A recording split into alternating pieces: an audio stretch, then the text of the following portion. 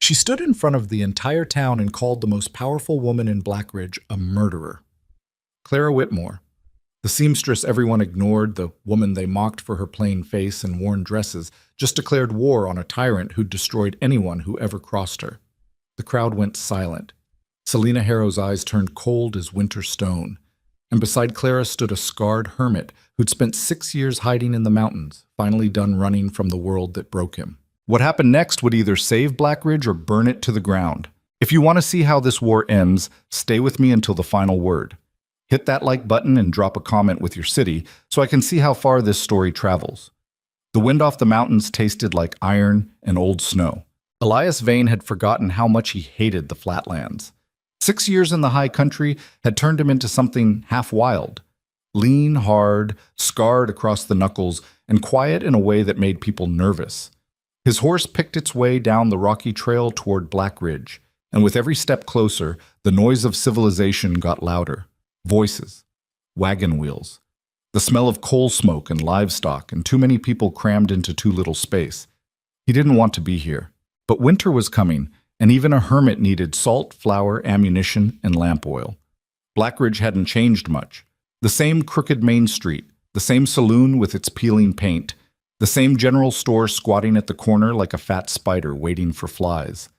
Elias tied his horse outside and stepped through the door, and the bell above his head clanged loud enough to make every head turn. The store went quiet. Not the good kind of quiet. The kind that crawled under your skin and stayed there. Elias ignored it. He moved down the aisle, grabbing what he needed: coffee, beans, dried beef, a box of cartridges. He kept his head down and his mouth shut, the way he'd learned to do years ago. Don't make eye contact, don't start conversations. Get in, get out, disappear. But then he heard her voice. I don't care what your circumstances are, girl. You'll deliver my order on time, or you won't get paid. Elias glanced up. Near the fabric counter stood a woman who looked like she'd been carved out of expensive marble. Tall, blonde, dressed in a navy riding jacket that probably cost more than most people in Blackridge made in a month. Her gloves were spotless. Her boots gleamed. Everything about her screamed money and control. Selina Harrow.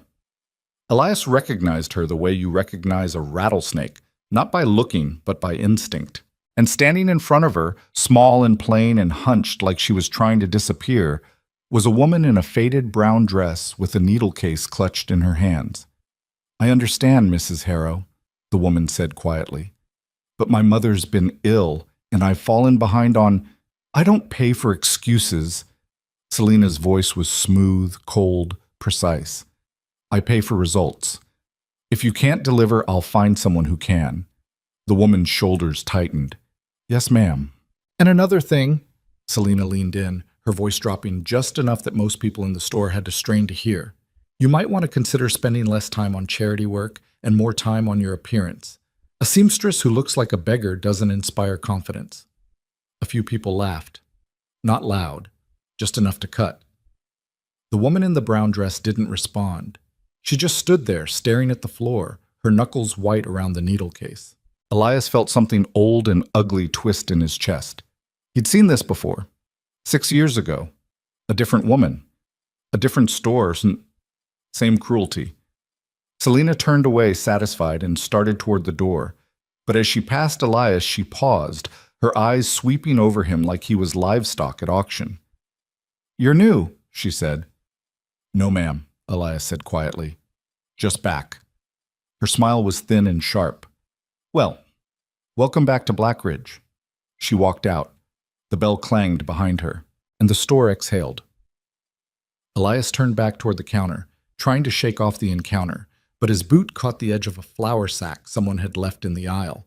He stumbled, his armload of supplies scattering across the floor, coffee tin rolling, cartridge box splitting open, dried beef skidding under a shelf.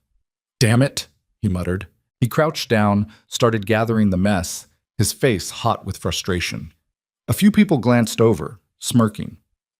The storekeeper sighed like Elias had just ruined his entire day. And then someone knelt beside him. It was the woman in the brown dress. She didn't say anything. She just picked up the cartridge box, set it carefully on the counter, then retrieved the coffee tin and the beef without a word. Her hands were rough, scarred from needle pricks, and she moved with the quiet efficiency of someone used to cleaning up after other people. Elias looked at her. She didn't look back.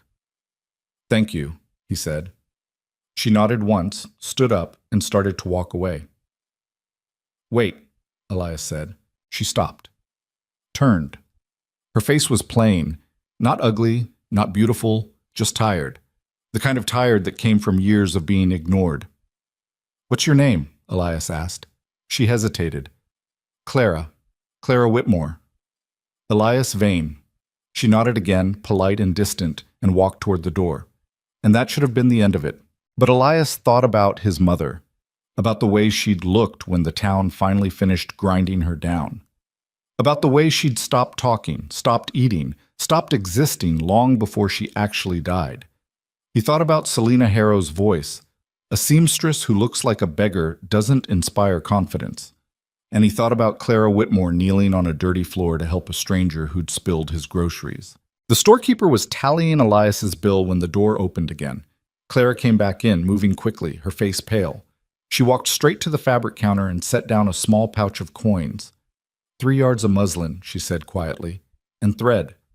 The storekeeper glanced at the pouch, then at her. "That all you got?" "Yes, sir." He snorted. "Muslin's gone up. That won't cover it."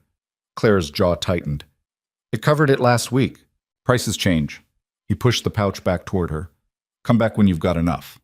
She stared at him. "I need the fabric today." "Then bring more money."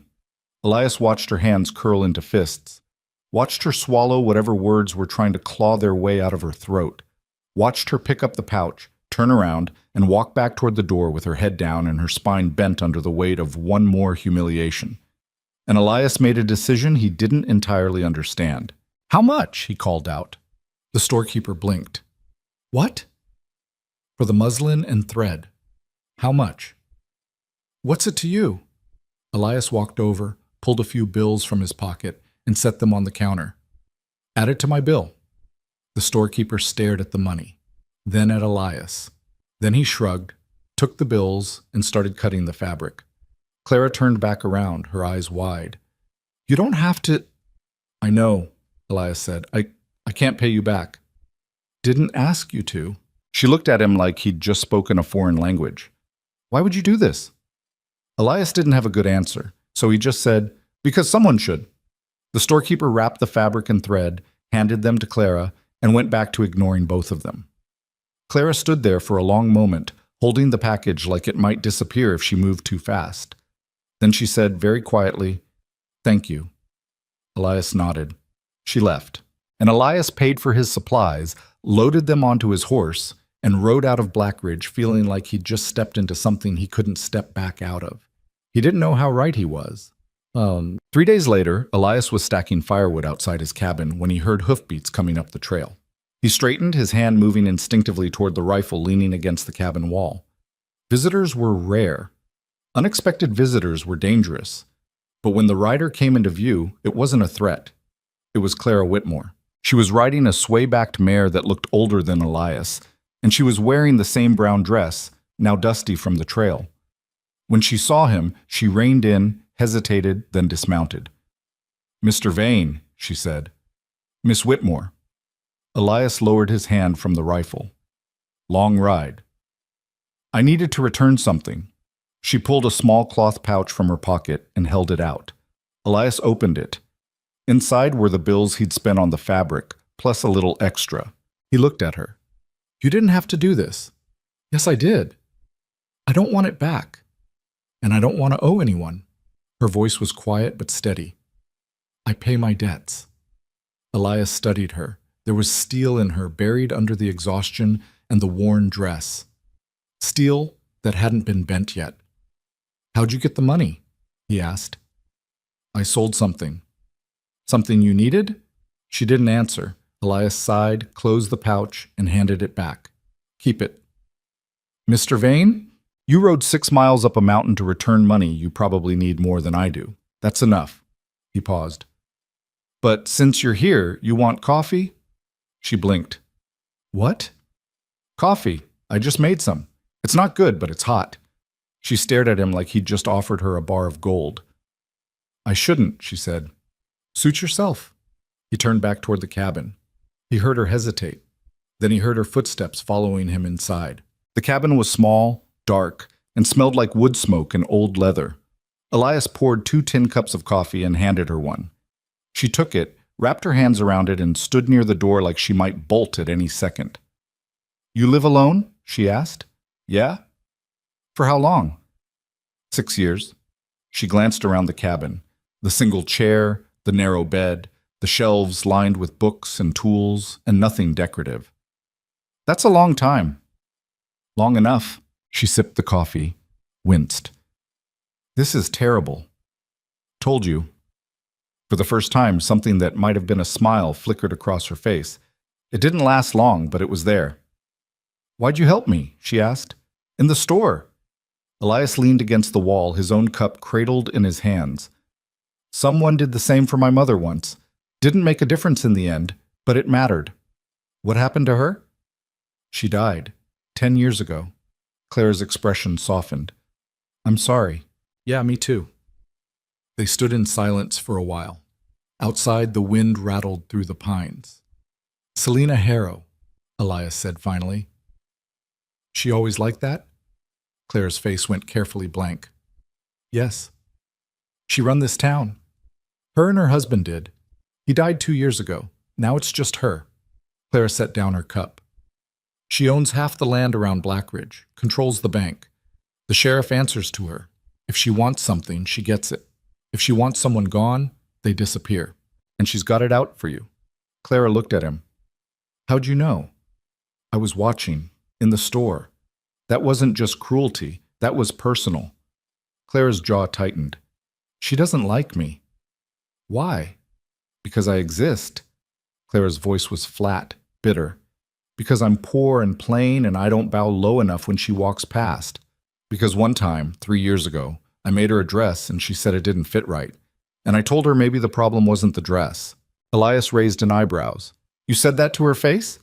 "I was younger, stupider." Clara looked away. "She's hated me ever since." "She dangerous?" "Yes." Elias nodded slowly. He'd suspected as much. Clara picked up her cup again, finished the terrible coffee, and set it down on the table. "I should go, thank you for this." "You're welcome." She walked toward the door, then paused. "Mr. Vane?" "Yeah?" "Why'd you really come back to Blackridge, after 6 years alone?" Elias didn't answer right away. He thought about the truth, that he'd come back because isolation was easier than people, that he'd built this life in the mountains because the world below had chewed him up and spit him out bloody, that he didn't trust anyone, didn't want anyone, and had convinced himself he was better off alone. But instead he just said, "Needed supplies." Clara looked at him for a long moment. Then she nodded, stepped outside, and mounted her tired old mare. Elias watched her ride down the trail until she disappeared into the trees, and he thought about Selina Harrow, about the way she'd spoken to Clara like she was dirt, about the way the whole store had laughed. He thought about his mother, about the town that had destroyed her, about the 6 years he'd spent hiding because he didn't have the strength to fight back. And he realized, with a strange clarity, that he wasn't done with Blackridge yet. Not by a long shot. A week passed. Elias didn't go back into town. He told himself it was because he didn't need anything. He told himself Clara Whitmore was none of his business. He told himself that getting involved in other people's problems was a good way to get hurt. He told himself a lot of things. None of them stuck. On the 8th day, he saddled his horse and rode back down the mountain. This time, he didn't go to the general store. He went to the edge of town, where the houses got smaller and the streets got dirtier, and he found the place someone had mentioned in passing years ago, a narrow, sagging building with a hand-painted sign that read, "Whitmore Sewing and Mending." He tied his horse, walked up to the door, and knocked. Footsteps. A pause. Then the door opened a crack. Clara Whitmore stared at him, her eyes wide with confusion. "Mr. Vane?" "Miss Whitmore." "What are you doing here?" "I need something mended." She frowned. "What?" He held up his coat, an old sheepskin jacket with a torn seam along the shoulder. It was a real tear. He'd checked. Clara looked at the coat, then at him. "You rode all the way into town for that?" Seemed important.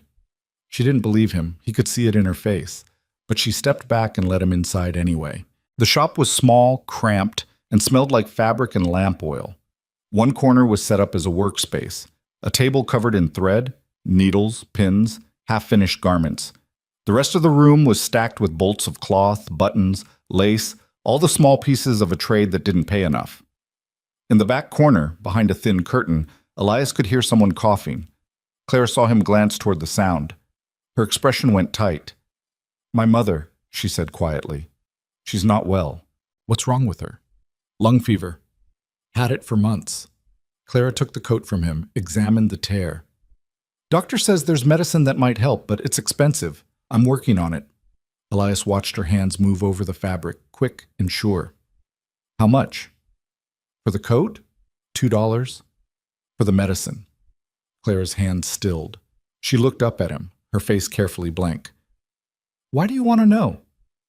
"Because I'm asking." She set the coat down. $50. Elias didn't flinch. $50 was a lot of money, but it wasn't impossible. "How much have you saved?" 17. "How long will it take you to get the rest?" Clara's jaw tightened. "I don't know. A month? Maybe 2. If I don't eat much." She looked away. "And if my father doesn't drink it first?" Elias went very still. "Your father. He lives here too. He's not useful." Clara's voice was flat, bitter. "He drinks. He gambles. He disappears for days, then comes back broke and angry.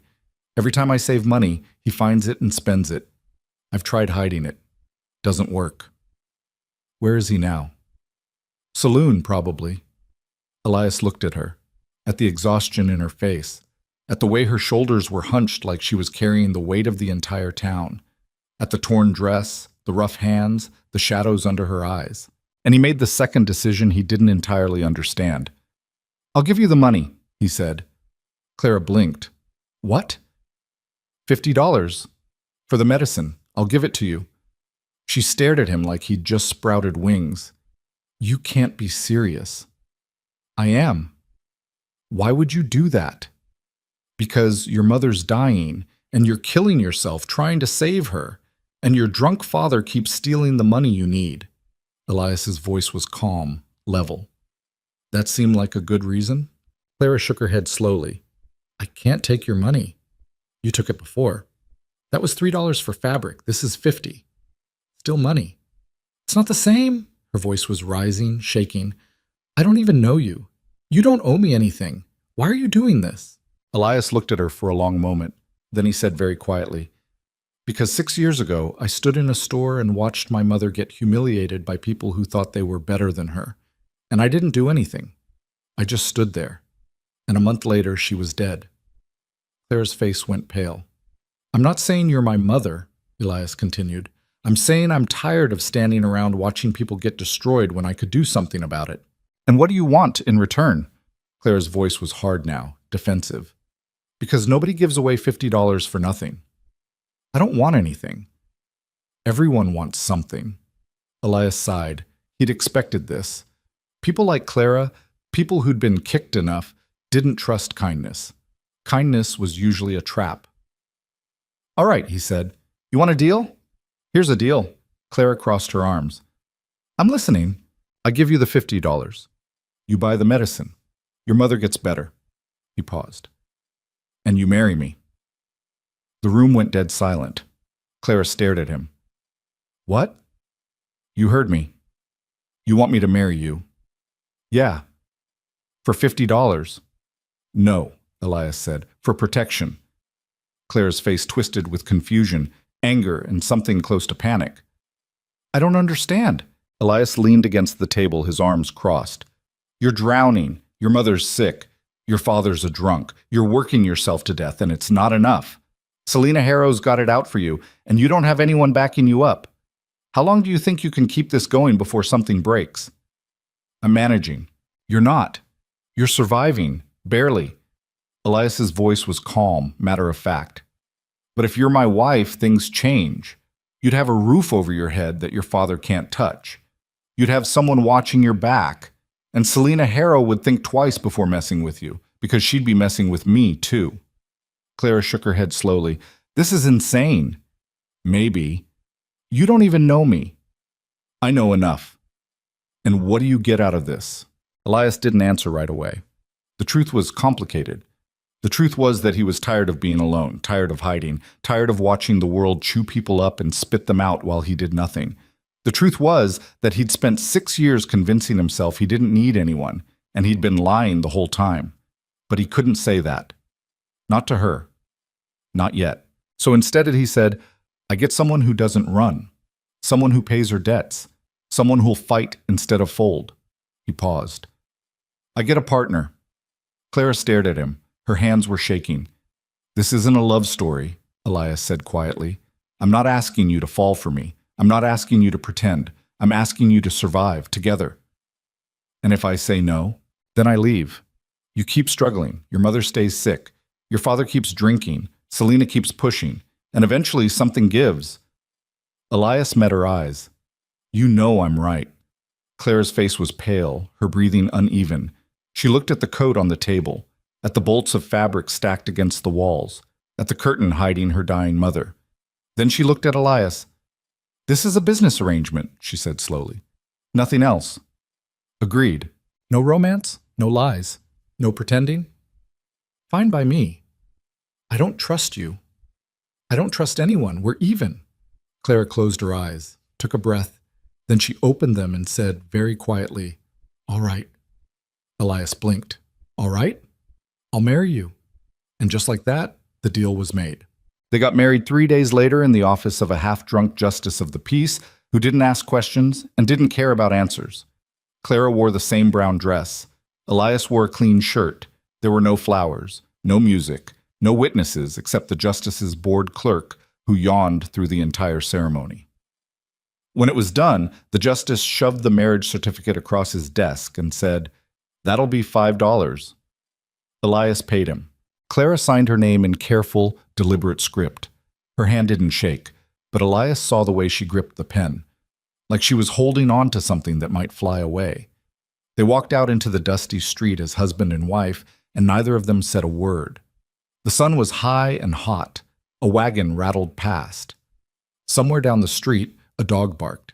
Everything looked exactly the same as it had 20 minutes ago, but Elias felt like the whole world had shifted sideways. Clara stopped walking. She stood there in the middle of the street staring at nothing. You all right? Elias asked. She didn't answer right away. Then she said, very quietly, I just sold myself for $50 and a roof. No, you didn't. That's what it feels like. Elias turned to face her. You made a choice, a smart one. That's not selling yourself, that's surviving. Clara looked at him, her eyes hard and tired. You keep saying that, surviving, like it's supposed to make this easier. It's not supposed to make anything easier. It's supposed to keep you alive. She laughed, but there was no humor in it. You're a strange man, Elias Vane. Yeah, I know. They went to the doctor's office next. Elias handed over the $50, and the doctor, a thin, nervous man with ink-stained fingers, counted it twice, then pulled a small brown bottle from his cabinet. 3 drops in water twice a day, he said. Should see improvement in a week, maybe 2. Clara took the bottle like it was made of glass. Thank you. The doctor glanced between them, his expression uneasy. You two just get married? Yes, Elias said. Congratulations. The word came out flat, automatic. The doctor clearly didn't mean it. They left. Outside, Clara held the bottle up to the light, staring at the amber liquid inside. This is real. Yeah. I have the medicine. You do. She looked at him. What now? Now we go get your mother. Clara's face went pale. You want to move her today? You got a better idea? Your father's still in that house. You think he's going to let you walk out with her and all your things without a fight? Clara's jaw tightened. He'll be drunk by now. Good. That makes it easier. They rode back to the Whitmore house together, Clara on her tired mare and Elias on his gelding. The house was worse than Elias had imagined. Sagging porch, broken shutters, roof that looked like it might collapse in the next strong wind. The front door hung crooked on its hinges. Inside, the place smelled like sour whiskey and sickness. Clara's father was passed out on a cot in the front room, one arm dangling to the floor, a bottle just out of reach of his limp fingers. He was a big man gone soft, his face blotchy and red, his breathing heavy and wet. Clara didn't even look at him. She walked straight to the back room where her mother lay on a narrow bed, her face gray and sunken, her breathing shallow. "Mama," Clara whispered. Her mother's eyes fluttered open. She looked at Clara, then passed her to Elias standing in the doorway. "Who's that?" Her voice was a rasp. "His name's Elias. He's my husband." Her mother blinked. "You're what?" "I'll explain later. We're leaving. Can you sit up?" "I don't know." "We'll help you." Between the two of them, they got Clara's mother upright, then onto her feet. She was lighter than Elias expected, all bone and loose skin. Clara wrapped a shawl around her shoulders, grabbed a small bag of clothes from under the bed, and they started toward the door. That's when Clara's father woke up. "Where the hell do you think you're going?" Clara froze. Her father pushed himself off the cot, swaying, his eyes bloodshot and mean. "I asked you a question, girl." "We're leaving," Clara said quietly. "Like hell you are." He took a step forward, his gaze sliding to Elias. "Who the hell are you?" "Elias Vane." "That's supposed to mean something to me?" "No." Clara's father squinted at him, then at Clara. "You running off with some man? That what this is?" "We're married," Clara said. Her father laughed, a sharp, ugly sound. "Married? You?" He shook his head, still laughing. "Who'd marry you?" Clara's face went white, but she didn't respond. Elias did. "I did," he said. His voice was calm, level, and cold as creek water in January. "And we're taking her mother with us. You got a problem with that?" Clara's father's smile faded. He looked at Elias, really looked at him this time, saw the scars on his hands, the hard, flat expression, the way he stood like a man who'd been in more fights than he'd lost. "She owes me," her father said, "for raising her, for keeping a roof over her head all these years." "You mean for drinking away every dollar she ever earned and stealing her savings while her mother died?" Elias stepped forward. "That what you mean by raising her?" Clara's father's face went red. "You don't know a damn thing about—" "I know enough." Elias moved closer, slow and deliberate. "Here's what's going to happen. We're going to walk out that door. You're going to sit back down, finish your bottle, and forget we were ever here. And if you ever come near Clara or her mother again, I'll make sure you regret it. We clear?" Clara's father opened his mouth, closed it. His hands curled into fists, but he didn't swing. He just stood there swaying, his jaw working like he was chewing on words he couldn't spit out. Finally, he stepped aside. Clara's mother was crying silently, tears running down her gray face. Clara didn't cry.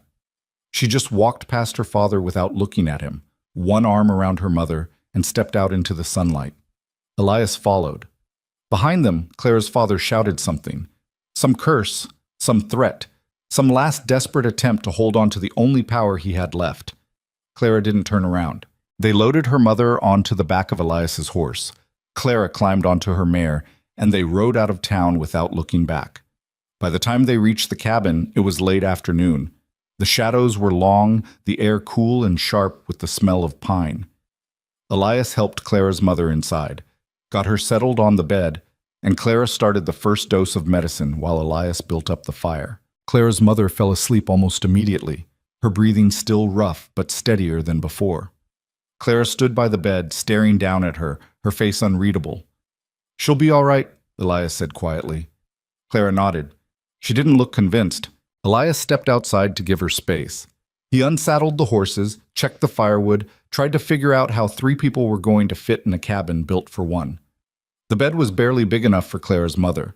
Clara would need somewhere to sleep. That left the floor, a bedroll, maybe a second cot if he could build one fast enough. He was still working through the logistics when Clara came outside. She stood on the porch, her arms wrapped around herself, staring out at the trees. "I don't know how to do this," she said. "Do what?" "Be someone's wife." Elias leaned against the cabin wall. "We covered this. You don't have to be anyone's wife. You just have to not die. That's a low bar. It's the only one that matters." Clara turned to look at him. "You really don't want anything from me?" "I told you what I want. A partner. Someone who won't run. And if I do run, then you run. I won't stop you. Elias met her eyes. But you won't. You're not the running type. Clara looked away. You don't know me well enough to say that. Maybe, but I'm still right. She didn't argue.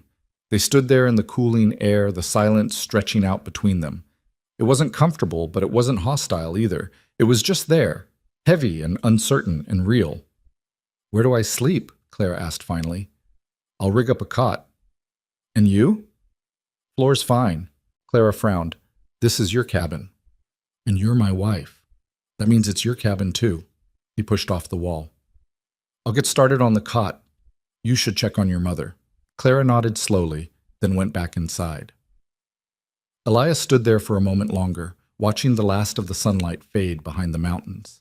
He'd just married a woman he barely knew, taken on responsibility for her dying mother, and made an enemy of the most powerful person in Blackridge. He should have felt trapped. Instead, he felt lighter than he had in 6 years. That night, Elias lay on the floor near the fire, staring at the ceiling. Clara's mother was asleep in the bed. Clara was on the cot Elias had cobbled together from old planks and rope. She hadn't said much since supper, just ate her share of beans and cornbread, washed the dishes, and climbed onto the cot with her back to the room. But Elias knew she wasn't asleep. Clara, he said quietly. A pause, then, What? This is going to get worse before it gets better.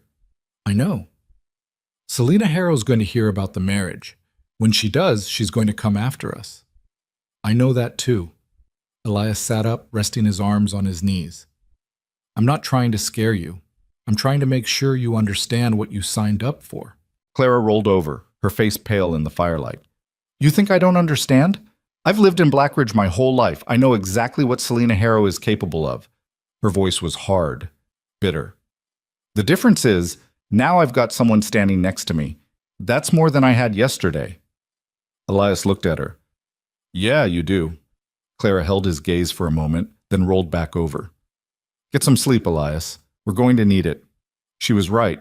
The news hit Blackridge like a lightning strike.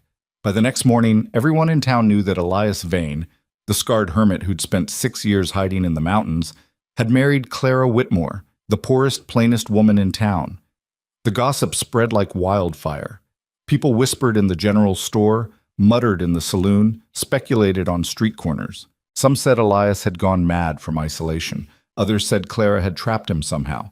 A few said it was a business arrangement, which was the closest anyone got to the truth. But nobody said it to their faces. Not at first. Elias and Clara came into town together 3 days later to pick up supplies. Clara needed fabric for a job she'd taken on before the marriage. Elias needed nails and a few other things for expanding the cabin. They walked down the main street side by side, Clara in her brown dress and Elias in his work clothes, and the whole town watched. People stared, pointed, whispered behind their hands. Clara's face was pale, but she kept her chin up and her eyes forward. Let them talk, Elias said quietly. I'm used to it. I know, but it's different now. You're not alone anymore. Clara glanced at him. Something flickered in her expression. Surprise, maybe, or gratitude, but she didn't say anything. They were halfway to the general store when a voice called out behind them. Well, well, if it isn't the newlyweds. Elias turned. Selina Harrow stood on the boardwalk outside the bank, dressed in a dark green riding jacket and a skirt that probably cost more than Clara made in a year. Her blonde hair was pulled back in a perfect coil. Her smile was sharp and cold. Mrs. Harrow, Elias said. Mr. Vane. She stepped down onto the street, her boots clicking against the packed dirt. I heard the most remarkable news. You and Clara Whitmore got married. That's right. Selina's gaze slid to Clara. Congratulations, dear. I never imagined you'd find a husband. Clara's jaw tightened, but she didn't respond. Selina smiled. Of course, I suppose when you're desperate enough, any arrangement will do. Is there something you want, Mrs. Harrow? Elias's voice was calm, but there was an edge to it. Want? No, nothing at all. Selina's smile widened. I simply wanted to extend my best wishes. Marriage is such a delicate thing. It requires trust, stability, mutual respect. She paused. I do hope yours lasts. It will. I'm sure you believe that. Selina turned to leave, then stopped. Oh, one more thing. Clara, I'm afraid I'll need to cancel my standing order for alterations. I've decided to take my business elsewhere. Clara's face went white. Selina's standing order was worth nearly half of Clara's income. Losing it meant losing the ability to keep up with rent, supplies, everything. Understood, Clara said quietly. Selina's smile was triumphant. I thought you'd understand. Good day. She walked away, her skirt swishing, her head high. The street was silent. Clara stood frozen, her hands clenched into fists. Elias could see the way her shoulders were shaking, not with fear, but with rage. Let's go, he said quietly. They finished their shopping in silence. Clara barely spoke. She picked out fabric, paid for it with shaking hands, and walked back out into the street without meeting anyone's eyes. Elias loaded the supplies onto the horses, and they started the ride back to the cabin. Halfway up the trail, Clara stopped. She dismounted, walked a few steps off the path, and just stood there, staring at the trees. Elias dismounted too. Clara, she's going to destroy me. No, she's not. You don't understand. That order was everything. Without it, I can't pay for supplies. I can't take new jobs. I can't. Her voice cracked. I should have known this would happen. I should have known she'd come after me. You did know. That's why you married me. Clara spun around, her eyes blazing. And what good does that do? You can't force her to give me work. You can't stop her from turning the whole town against me. You can't. She stopped, her chest heaving. I made a mistake. No, you didn't. Yes, I did. I thought this would make things better, but all I did was make her angrier. Now she's going to come after both of us, and I've dragged you into a fight you didn't ask for. Elias walked over to her, stopped a few feet away. Clara, look at me. She didn't. Look at me. Slowly, reluctantly, she lifted her eyes. You didn't drag me into anything, Elias said. I walked into this with my eyes open. I knew what Selina Harrow was the second I saw her, and I chose to help you anyway. He paused. You think losing her business is the end of the world? It's not. It's just the beginning of the fight. And fights can be won. Not against her. Against anyone. Elias's voice was hard now, firm. She's powerful, yeah, she's mean, she's used to getting her way, but she's not unbeatable. Nobody is. Clara stared at him. You really believe that? I do. Why? Because I've seen tyrants fall before. They always think they're untouchable right up until the moment they're not. Elias crossed his arms. Selina Harrow's got money and power, but she's also got enemies. People she's hurt, people she's scared, people who'd love to see her brought down if they thought they had a chance. He looked at Clara. We just have to give them that chance. Clara shook her head slowly. You make it sound so simple. It's not simple. It's hard. It's going to take time, and it's going to get ugly, but it's possible. He paused. You believe me? Clara didn't answer right away. She looked at him, really looked at him, like she was trying to see past the scars and the hard edges to whatever was underneath. Finally, she said, I don't know. That's fair. But I don't have any other options. Also fair. Clara's mouth twitched. Not quite a smile, but close. You're a strange man, Elias Vane. You said that already. I know, it's still true. They rode the rest of the way back to the cabin in silence, but it felt different this time. Less heavy, less hopeless. When they got back, Clara's mother was awake, sitting up in bed, the color in her face a little better than before. She smiled when Clara came in. You look better, Clara said. I feel better. Her mother's voice was still weak, but steadier. That medicine's working. Clara knelt by the bed, took her mother's hand. Good.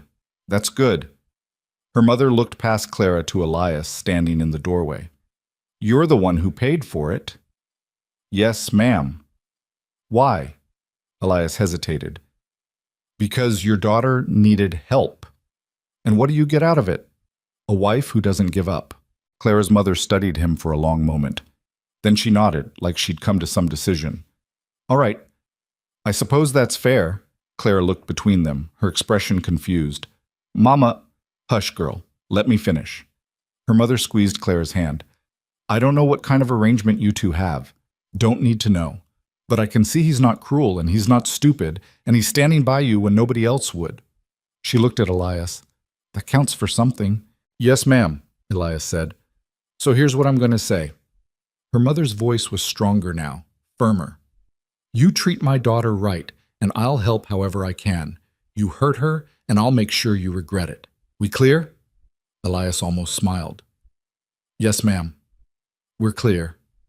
Clara's mother nodded, satisfied. Then she lay back down, exhausted from the effort. Clara stood up, wiped her eyes quickly, and walked outside. Elias followed. She was standing by the porch rail, staring out at the mountains. She likes you, Claire said. I noticed. She doesn't like anyone. I'm honored.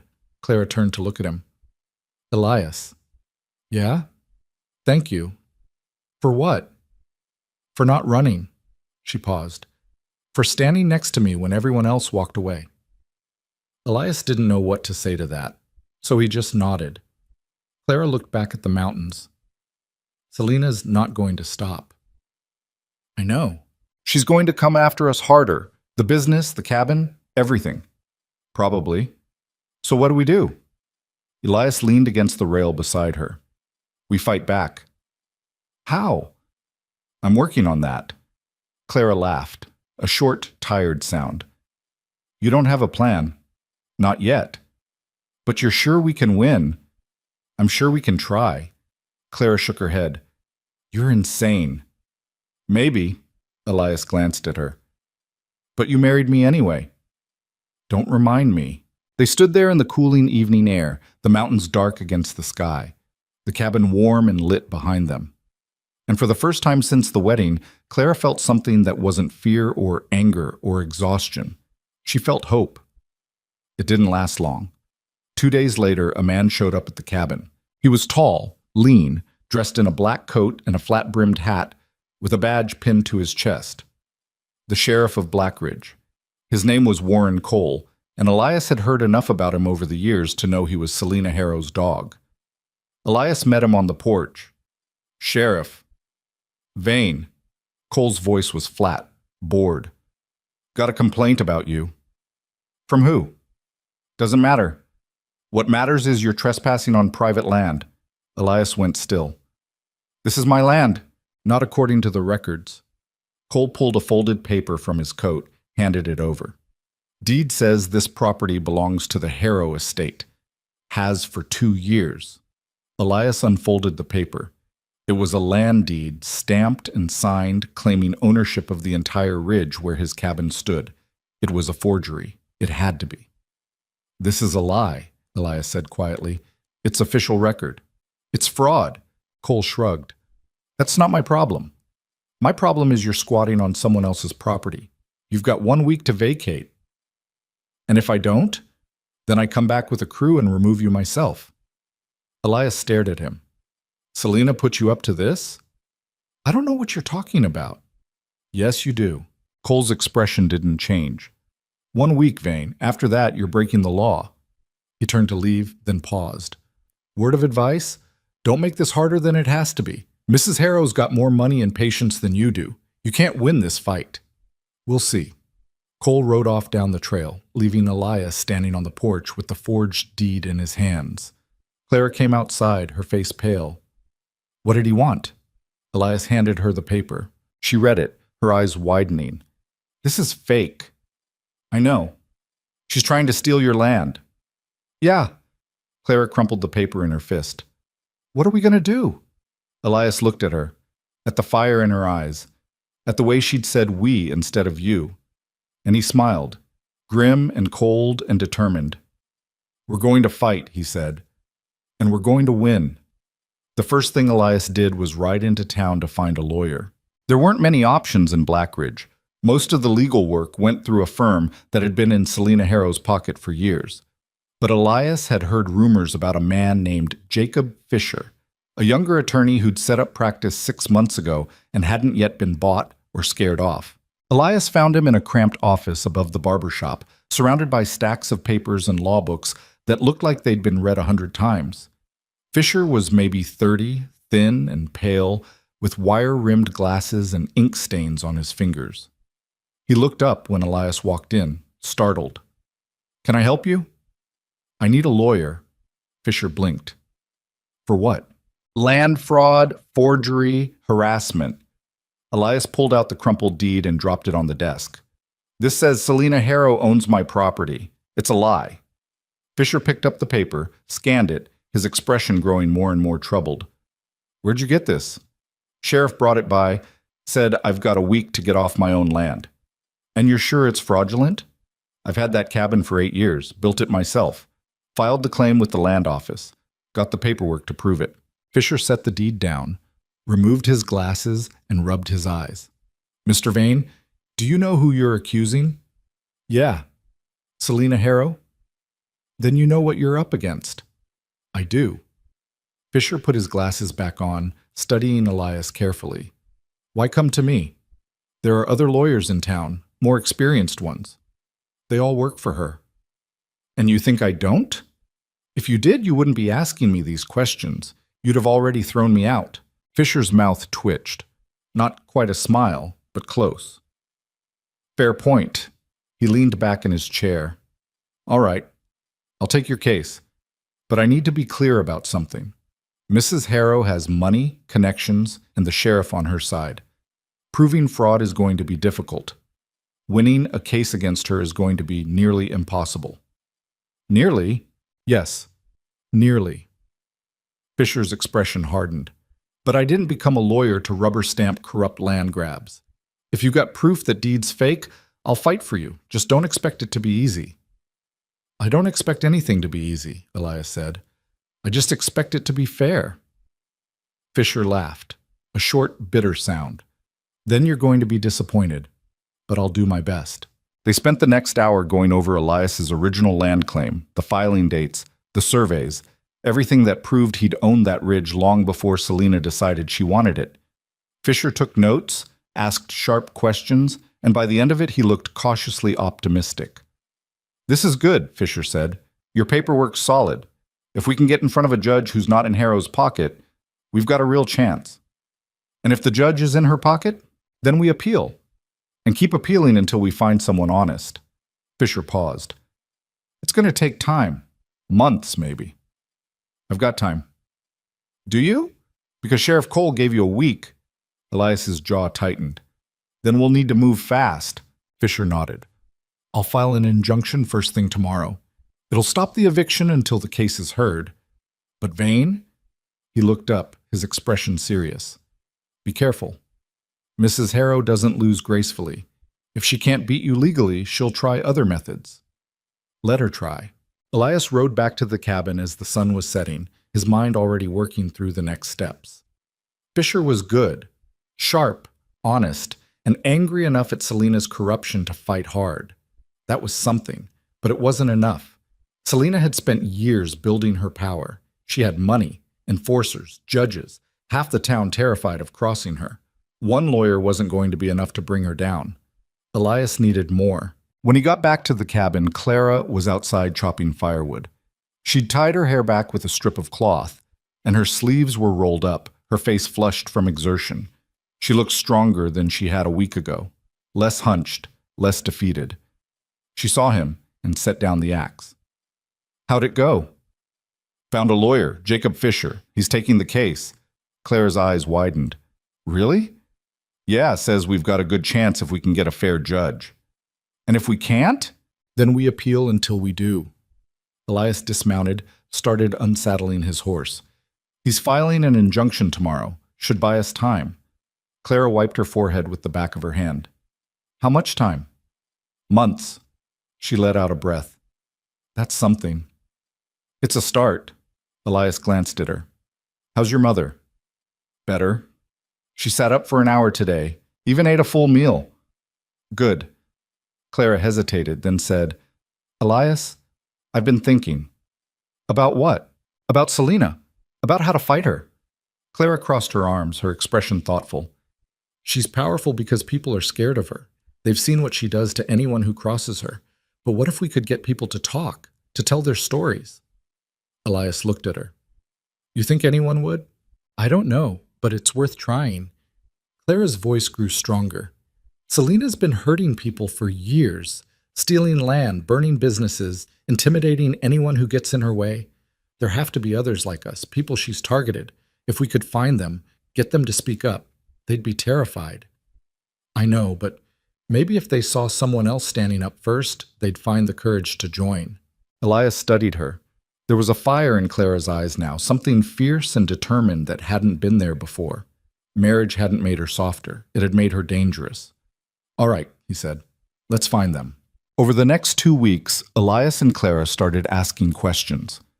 Quietly, carefully, they talked to shopkeepers, ranchers, farmers, anyone who'd been in Blackridge long enough to have crossed paths with Selena Harrow.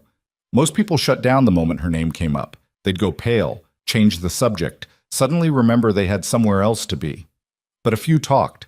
There was a rancher named Tom Brennan whose cattle operation had been driven into bankruptcy after Selena accused him of grazing on her land. He'd lost everything, sold his herd for pennies, and now worked as a stable hand for wages that barely kept him fed. There was a widow named Margaret Cole, no relation to the sheriff, whose husband had owned a profitable freight business until Selena decided she wanted it. Her husband had refused to sell. A week later, his warehouse burned to the ground. He died in the fire. The sheriff ruled it an accident. Margaret knew better, but she'd never said a word. Not until now. There was a school teacher named Daniel Wright who'd spoken out against Selena during a town council meeting 3 years ago. 2 days later, he was accused of impropriety with a student, a completely fabricated charge. He lost his job, his reputation, and nearly went to jail before the girl's family finally admitted Selena had paid them to lie. By then, the damage was done. Daniel had left teaching and now worked odd jobs, bitter and broken. Each story was worse than the last. Each one painted the same picture. Selena Harrow destroyed anyone who stood in her way, and the town let it happen because they were too scared to stop her. But now, for the first time, people were talking. Clara kept notes, names, dates, incidents. She wrote everything down in careful, precise handwriting, building a record of Selena's crimes that stretched back over a decade. Some of it was provable. Some of it was hearsay. But all of it was damning. "This is more than I expected," Fisher said when they brought him the notes. He sat in his cramped office, reading through page after page, his expression growing darker. "If even half of this is true, she's committed fraud, arson, extortion, possibly manslaughter." "It's all true," Clara said. Fisher looked up at her. "Can you prove it?" "Some of it, the land fraud, the intimidation, there are records. The rest," Clara hesitated. "The rest is harder. Harder doesn't mean impossible." Fisher set down the notes. "But here's the problem. Selena's got the sheriff in her pocket. Even if we bring charges, Cole will bury them. And most of the judges in this territory owe her favors." He paused. "We need federal involvement, a U.S. Marshal, someone outside her reach." "How do we get that?" Elias asked. "We build a case so strong they can't ignore it, and we make enough noise that they have to pay attention." Fisher leaned forward. "Here's what I'm thinking. We keep gathering evidence, witness statements, financial records, anything that ties her to criminal activity. Then we present it all at once, not just to the local court, but to the territorial governor's office. Force them to send someone who can't be bought." Clara looked at Elias. "That could take months." "Probably will," Fisher said, "but it's the only way to make sure she actually faces consequences." Elias nodded slowly. "Then that's what we do." They walked out of Fisher's office into the late afternoon sun. The street was busy, wagons rattling past, people moving between shops, the normal rhythm of a frontier town going about its business. But Elias could feel eyes on them, people watching, whispering. Word was spreading. The hermit and the seamstress were making trouble, asking questions, building a case against the most powerful woman in Blackridge. Some people thought they were brave. Most thought they were fools. "This is going to get worse," Clara said quietly. "I know. She's going to retaliate." "Probably." Clara stopped walking, turned to face him. "Elias, I need to tell you something." "What?" "I'm scared." Elias looked at her, at the way her hands were clenched at her sides, at the tightness in her jaw, at the exhaustion and determination warring in her eyes. "Me too," he said. Clara blinked. "You are?" "Yeah, I'm terrified." Elias's voice was calm, matter of fact. I'm scared we're going to lose. Scared she's going to destroy everything we've built. Scared that I dragged you into something that's going to get you hurt. He paused. But I'm more scared of what happens if we don't fight. Because if we roll over now, Selena wins. And people like her always win unless someone stops them. Clara stared at him. Then, slowly, her expression shifted. The fear didn't disappear, but something else rose up alongside it. Something hard and fierce and unbreakable. All right, she said. Then let's stop her. They rode back to the cabin as the sun dipped below the mountains. Clara's mother was awake when they arrived, sitting in a chair by the fire, a blanket over her lap. Her color was better, her breathing easier. The medicine was working. You two look like you've been through a war, she said. Not yet, Clara said, but we're getting there. Her mother studied them both, then nodded. Good. That woman's had this coming for a long time. Clara knelt beside her chair. Mama, this could get dangerous. Life's dangerous, girl. Doesn't mean you stop living. Her mother reached out, touched Clara's cheek. You're stronger than you think. Always have been. Now you've got someone fighting beside you. That's more than most people get. Clara's eyes filled with tears. She blinked them back, nodded, and stood up. That night, Elias lay on his bedroll near the fire, listening to the sounds of the cabin settling. Clara was on her cot, her breathing slow and steady. Her mother was asleep in the bed, her occasional cough softer than it had been weeks ago. Elias stared at the ceiling, thinking about everything that had happened since that day in the general store. He'd come to Blackridge for supplies and ended up married to a woman he barely knew. He'd gone from hiding in the mountains to openly challenging the town's tyrant. He'd traded isolation for family, silence for war. And he didn't regret any of it. The sound of hoofbeats woke him just before dawn. Elias was on his feet instantly, rifle in hand, moving to the window. Outside, 3 riders approached through the gray morning light. They weren't riding fast, weren't charging the cabin like raiders. But they weren't friendly either. Elias recognized 2 of them. Ranch hands from the Harrow estate. The third was Sheriff Cole. Clara appeared at his shoulder, her face pale. What do they want? Nothing good. Elias stepped outside, the rifle held low but ready. The rider stopped 20 feet from the porch. Cole dismounted, his expression bored and mean. Vane. Sheriff, I'm here to serve you with a summons. Cole held out a folded paper. Mrs. Harrow's filing a lawsuit. Trespassing, property damage, and slander. Elias didn't move. Slander? You've been telling people she's a criminal. That's slander. It's the truth. Cole shrugged. Court'll decide that. You've got 30 days to respond. Miss the deadline, and you lose by default. He dropped the paper on the porch. Oh, and one more thing. Mrs. Harrow's requesting an immediate restraining order. You're not to come within 500 feet of her property or her person. What property? Elias asked. Half the town? That's not my problem. Cole turned to leave, then paused. Word of advice, Vane, drop this. You're not going to win. All you're doing is making her angry. And when Selena Harrow gets angry, people get hurt. Is that a threat? It's a fact. Cole mounted his horse and rode off, the 2 ranch hands following. Clara stepped outside, picked up the summons, and read it. Her hands were shaking. She's suing us for $10,000. Elias felt his stomach drop. $10,000. More money than he'd ever had. More than he could earn in 10 years. She's trying to bankrupt us, Clara said quietly. Yeah. What do we do? Elias took the summons from her, read it again, his mind racing. A lawsuit like this would tie them up in court for months. Legal fees would drain whatever money they had. Even if they won, they'd be broke. But if they lost, they'd lose everything. We take this to Fisher, Elias said. See what he can do. Fisher's reaction was exactly what Elias expected.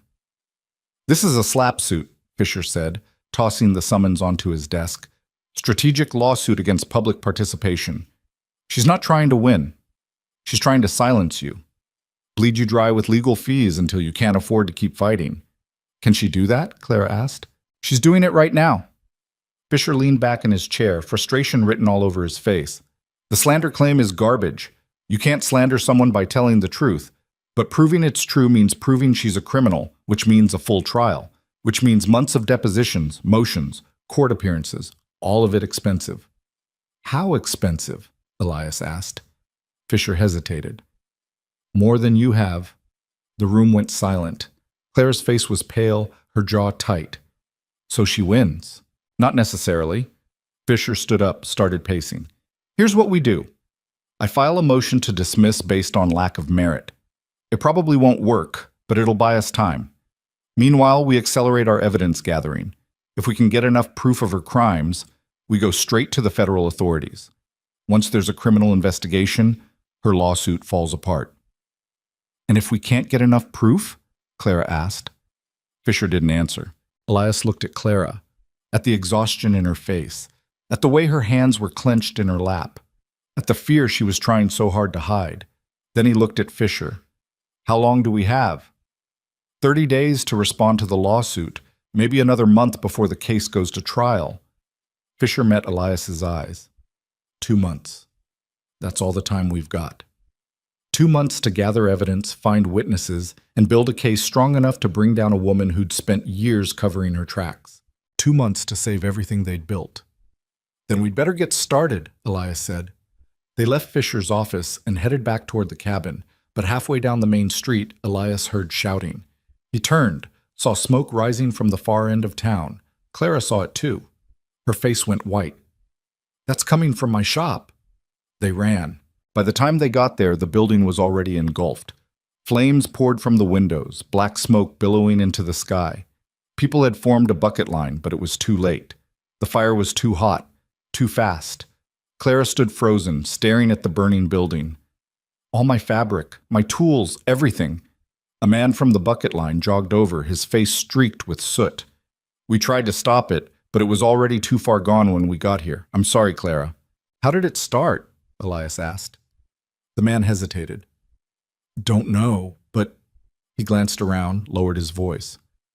Someone saw a couple of Harrow's ranch hands hanging around this morning, left right before the fire started. Elias's hands curled into fists. Anyone else see them? If they did, they're not sane. Of course they weren't, because speaking up meant becoming Selena's next target. Clara turned away from the fire, her face blank. She burned it. Yeah, my shop, my livelihood, everything I worked for. Clara's voice was shaking now, rising. She took it all. Elias reached for her, but she pulled away. Don't, she said. Just don't. She walked away, her shoulders rigid, her hands clenched at her sides. Elias stood there, watching the fire consume what was left of Clara's shop, feeling the heat on his face and the rage building in his chest. Selena Harrow had just made a mistake. She'd pushed too far, taken too much. And now Elias was done playing nice. That night, Elias rode alone to the Harrow Ranch. It was a sprawling estate on the western edge of Black Ridge. Big house, manicured grounds, stables, and outbuildings arranged like a small fortress. Lanterns burned in the windows. Guards patrolled the perimeter. Elias tied his horse a quarter-mile away and approached on foot, moving through the shadows. He didn't have a plan, didn't know what he was going to do when he got there. He just knew he couldn't sit at the cabin one more night while Selena destroyed everything around him. He made it to the edge of the property before a voice called out behind him. That's far enough. Elias turned.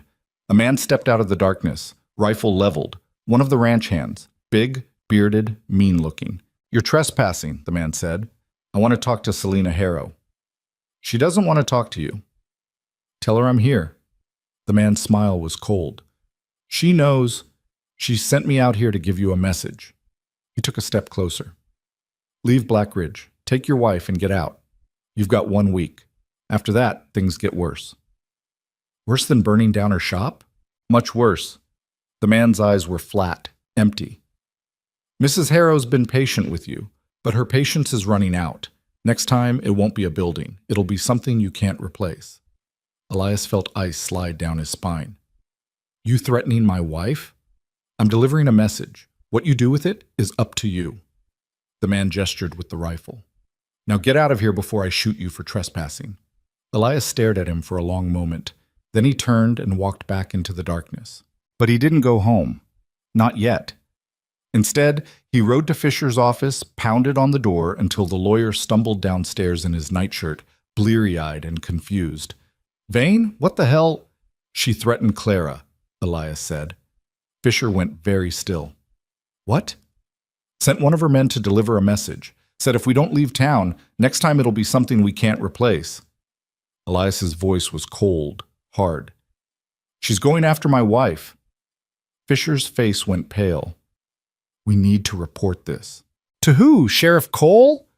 Elias laughed bitterly. "He's on her payroll. Then we go over his head. Territorial marshal. Governor's office. Someone. That'll take weeks, maybe months." Elias stepped closer. "I don't have months. I need to stop her now." "How?" "I don't know. But I'm done waiting. I'm done gathering evidence and filing motions and hoping someone eventually gives a damn."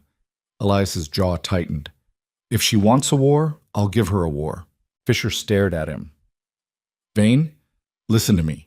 I know you're angry, but if you go after her directly, she'll destroy you, and she'll use the law to do it. The law hasn't stopped her yet. No, but it's the only weapon we have that she can't buy." Fisher put a hand on Elias's shoulder. "Give me 2 more weeks. Let me file the motions, get the evidence to the right people. If we do this right, she goes to prison. If you do something stupid, you go to prison instead." Elias wanted to argue, wanted to ride back to the Harrow Ranch, drag Selena out of her mansion, and make her answer for every life she'd ruined. But he knew Fisher was right.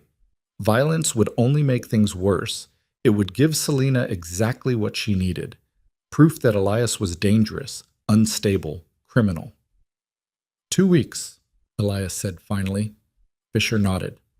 2 weeks. Elias rode back to the cabin as the first light of dawn broke over the mountains. Clara was sitting on the porch, wrapped in a blanket, staring at nothing. "Where were you?" she asked. "Harrow Ranch." Clara's head snapped up. "You didn't." "I did. Didn't get far. One of her men stopped me, gave me a message." Elias sat down beside her. "She's threatening you." Clara didn't look surprised, just tired. "Of course she is. I'm going to stop her." "How?" "I don't know yet, but I will." Clara looked at him. Really looked at him. And then she did something Elias didn't expect. She leaned against his shoulder. It wasn't much, just a small movement, a shift in weight, but it was the first time she'd touched him voluntarily since the wedding. "I'm tired, Elias," she said quietly. "I'm so tired of fighting." "I know." "Every time we push back, she hits harder. My shop's gone. Your land's in jeopardy. She's threatening to hurt us. How much more can we take?" Elias didn't have a good answer, so he just said, "As much as it takes." Clara closed her eyes. "What if it's not enough?" "Then we go down fighting, but we don't give up." They sat there in the cold morning air, watching the sun rise over the mountains, and for a little while the world was quiet. But the quiet didn't last. 3 days later, the cabin burned. Elias woke to the smell of smoke and Clara screaming his name. He was on his feet before his eyes were fully open, grabbing for his rifle in the darkness. The cabin was filling with smoke, thick and black, pouring in through the cracks around the door. Flames licked up the outside walls, visible through the window, spreading faster than seemed possible. "Fire!" Clara was shaking her mother awake, coughing, her voice raw with panic. "Mama, we have to go now." Elias threw open the door. The porch was already burning, flames racing up the support post toward the roof. He kicked through the weakest section, wood splintering under his boot, creating a gap just wide enough to get through. "Come on!" he shouted. Clara half-carried, half-dragged her mother through the smoke. The older woman was coughing violently, her legs barely supporting her weight. Elias grabbed her other arm, and together he and Clara hauled her through the burning doorway and out into the cold night air. They didn't stop running until they were 50 yards from the cabin, far enough that the heat wasn't singeing their skin. Then they turned and watched it burn. The fire was everywhere now, walls, roof, windows, all of it consumed. The structure groaned, timbers cracking, and then the roof collapsed inward with a crash that sent sparks shooting into the night sky. Clara's mother was on her knees, gasping for air, her face gray in the firelight. Clara knelt beside her, one arm around her shoulders, staring at the burning cabin with a blank, shocked expression. Elias stood frozen, his mind trying to process what had just happened. They'd been asleep, safe, and then everything was burning. This wasn't an accident. Accidents didn't start on all sides of a cabin at once. Accidents didn't spread this fast. Someone had done this. Someone had poured accelerant around the walls, lit it, and disappeared into the darkness, while Elias and Clara and her mother slept inside. "They tried to kill us," Clara said. Her voice was flat, distant, like she was talking about someone else. "They tried to burn us alive." Elias didn't answer. His throat was too tight with rage and fear and the crushing realization that Fisher had been right. Selena wasn't playing by rules anymore. She was done with lawsuits and threats. Now she was going for blood. The cabin burned through the night. By dawn, there was nothing left but smoldering timbers and ash. Everything Elias owned, his tools, his supplies, his books, the life he'd built over 8 years, reduced to black ruin. Clara's mother was shivering despite the blanket Elias had salvaged from the wreckage. Her cough was worse, her breathing labored. The smoke had undone weeks of recovery. "We need to get her to the doctor," Clara said. Elias nodded. He helped Clara's mother onto his horse, then swung up behind her to keep her steady. Clara rode her mare. They made their way down the mountain as the sun rose, 3 people covered in soot and ash, heading back toward a town that had let this happen. The doctor took one look at Clara's mother and his face went grim. "Get her inside." They carried her into the examination room. The doctor listened to her lungs, checked her pulse, then turned to Clara with an expression that made Elias's stomach drop. "She needs bed rest, clean air, no more smoke." He paused. "And she needs to stay calm. The stress of what happened last night could kill her faster than the lung fever." "We don't have a place to stay," Clara said quietly. "Then find one." The doctor's voice was firm, but not unkind. "She's survived this long because of the medicine and because she's been somewhere safe. If you put her back in danger, she won't make it another week." Clara's face crumpled. She turned away, her shoulders shaking, one hand pressed to her mouth to stifle the sobs trying to claw their way out. Elias stepped outside to give her space. He stood on the doctor's porch, staring at the street, his mind racing. They had no cabin, no home, no money except what little Elias had stashed away. Clara's shop was gone. Her mother was dying. And Selena Harrow was still out there, untouched, untouchable, winning. Fisher found them an hour later. He came running down the street, his coat unbuttoned, his face pale with shock. "I heard about the fire," he said. "Are you all right?" "We're alive," Elias said. "Where's Clara?" "Inside with her mother." Fisher ran a hand through his hair, looking like he hadn't slept. "This is bad, Vane. Really bad. Arson's a serious crime, but without witnesses. I don't care about witnesses." Elias's voice was cold, hard. "I know who did this." "Knowing and proving are different things." "Then prove it." "I'm trying, but she's covered her tracks. No one saw anything. No one's talking." Fisher met Elias's eyes. "We need more time." "We're out of time." Elias gestured toward the doctor's office. "Clara's mother is dying.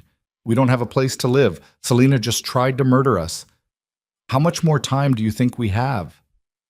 Fisher didn't have an answer. Clara came outside then, her face pale but composed. "Mama's stable, for now." She looked at Fisher. "Did you file the motions?" "Yes, the judge is reviewing them, but it could be weeks before—" "We don't have weeks." Clara's voice was steady, controlled. Too controlled. Like she was holding herself together by sheer force of will. "Selena's not going to stop. She's going to keep coming after us until we're dead or gone." "I know." Fisher's jaw tightened. "But if we can hold on just a little longer, I think I can get federal attention. I've been writing to the territorial governor's office, laying out the evidence. If they send a marshal—" "If," Clara said. "If they send someone, if he's not corrupt, if he actually investigates." She shook her head. "We can't wait for help that might never come." Elias looked at her.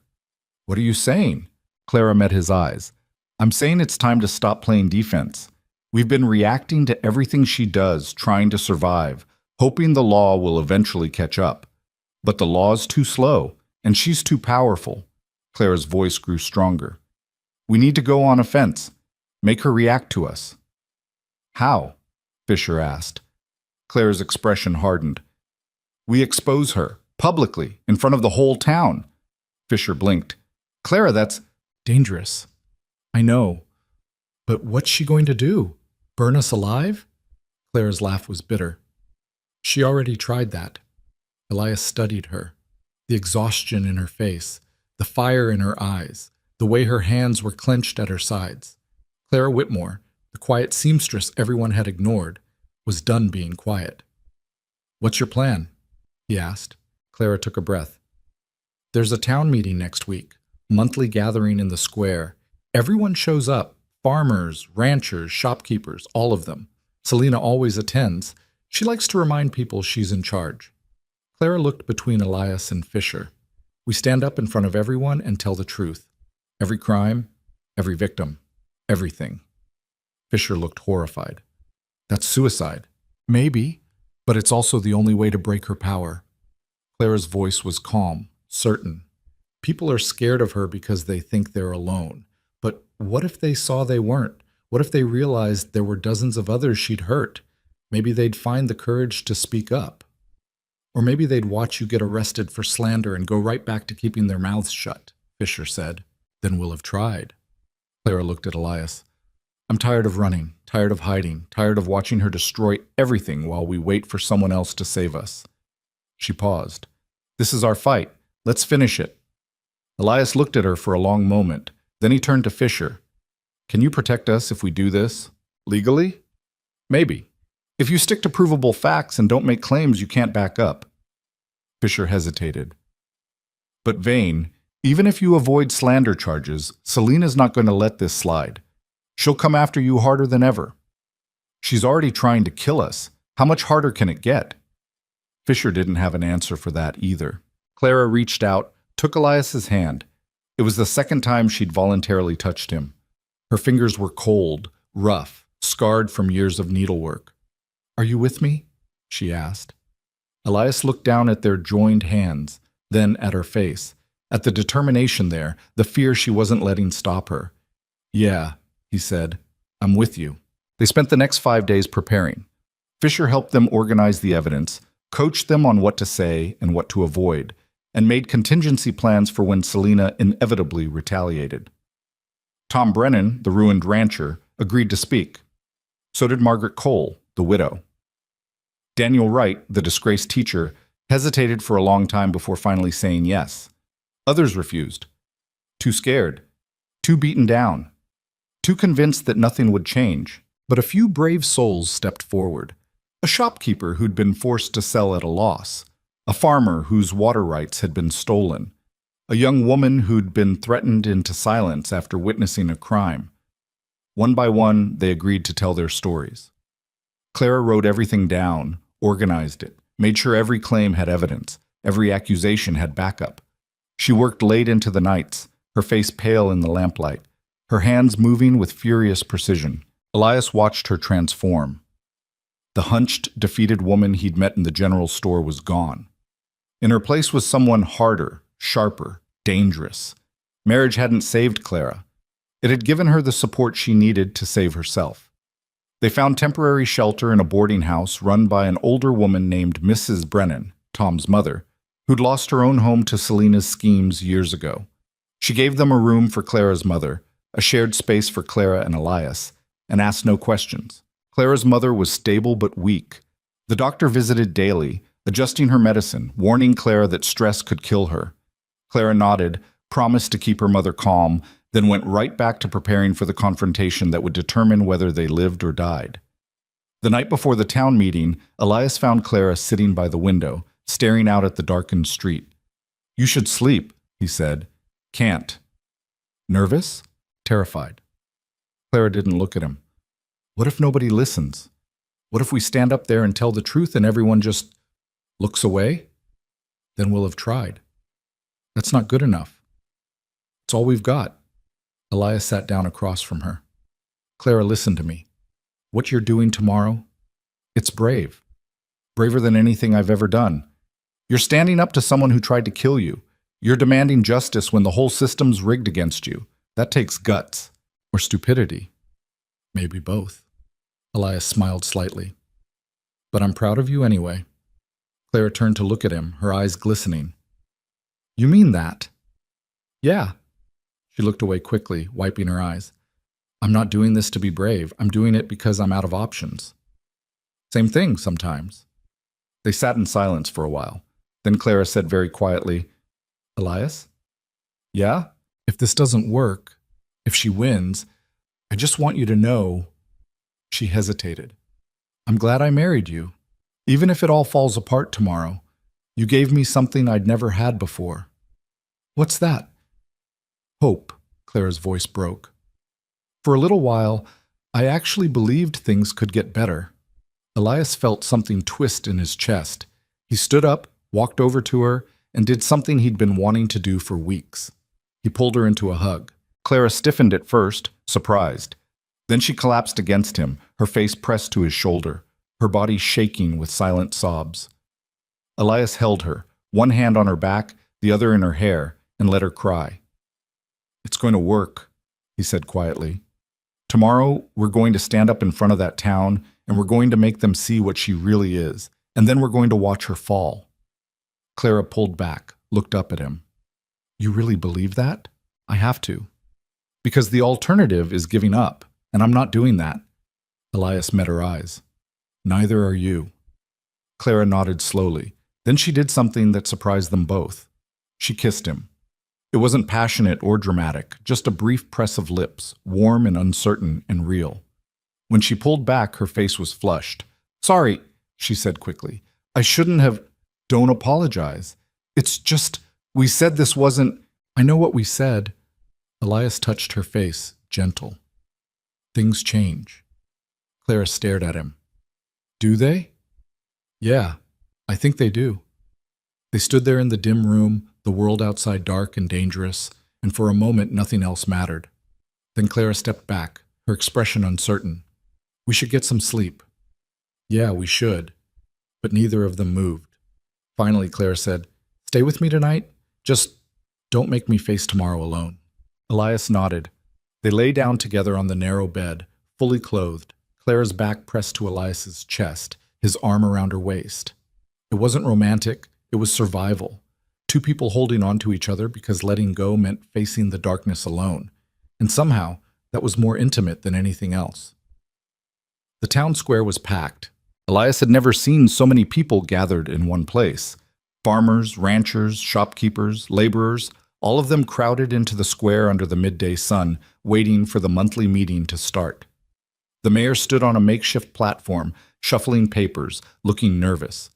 And sitting in the front row, dressed in a deep blue gown with her hair perfectly arranged, was Selina Harrow. She looked calm, confident, untouchable. Clara stood at the edge of the crowd, her face pale but determined. Elias was beside her, and behind them stood Tom Brennan, Margaret Cole, Daniel Wright, and the handful of others who'd agreed to speak. Fisher pushed through the crowd, his face tight with tension. You ready? Clara nodded. As ready as I'll ever be. Remember, stick to the facts. Don't make accusations you can't prove. And whatever happens, don't let her bait you into saying something stupid. I won't. The mayor cleared his throat, called the meeting to order. He droned through the usual business: water rights disputes, road maintenance, upcoming elections. The crowd grew restless, bored. Then Clara stepped forward. Excuse me, she called out. I'd like to speak. The mayor blinked. This isn't the time for... I'm invoking my right to address the town council, Clara said, her voice steady and clear. It's in the charter. Any citizen can speak during open session. The mayor looked uncomfortable. He glanced at Selina, who sat perfectly still, her expression unreadable. Very well, the mayor said finally. You have 5 minutes.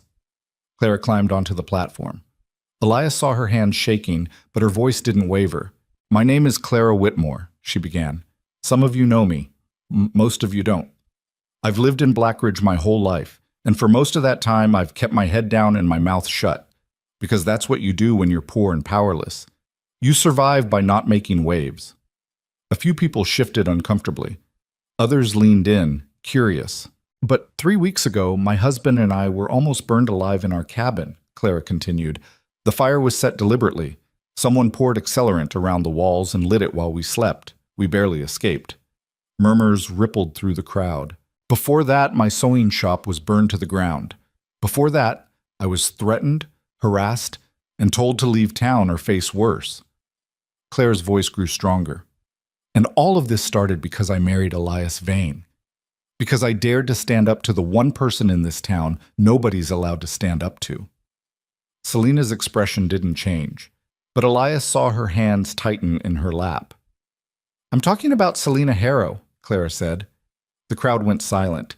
For years, Mrs. Harrow has controlled this town through fear, intimidation, and violence.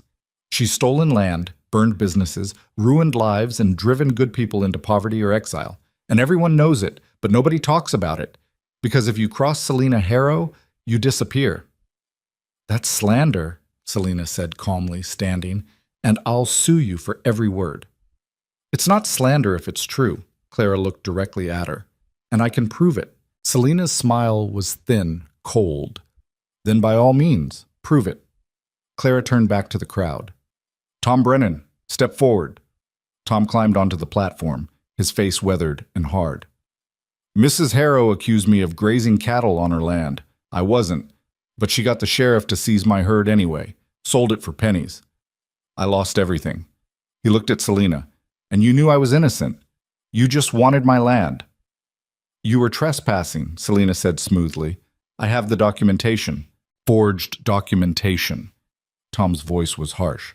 "I've been ranching that land for 20 years. You had no claim to it until you decided you wanted it." "Margaret Cole," Clara called.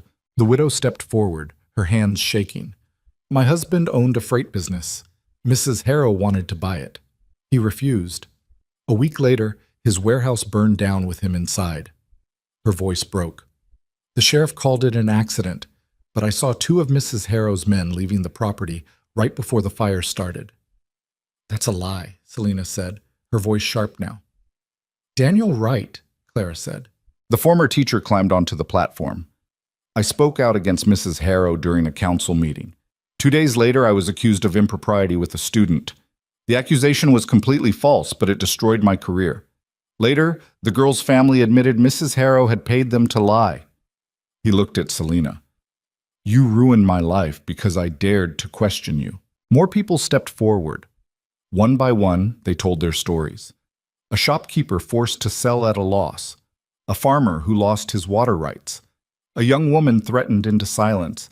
Each story built on the last, painting a picture of systematic cruelty, corruption, and violence. The crowd was silent now, listening. Some faces showed shock. Others showed recognition, like they'd been waiting for someone to finally say out loud what everyone already knew. Selena stood perfectly still, her face carved from ice. But Elias could see the cracks forming, the way her jaw tightened, the way her hands clenched. Clara turned to face her.